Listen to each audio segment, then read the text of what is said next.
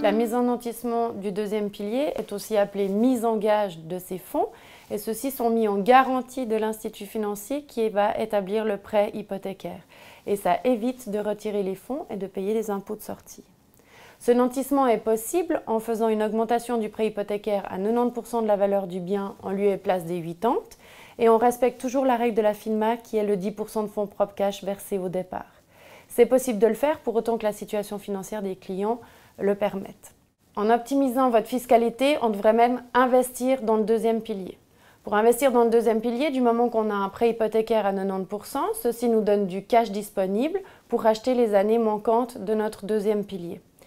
Cette optimisation donne des avantages qui sont que les intérêts hypothécaires supplémentaires que l'on paye avec un prêt hypothécaire à 90% de la valeur du bien sont couverts en partie par le placement des fonds dans la caisse de pension.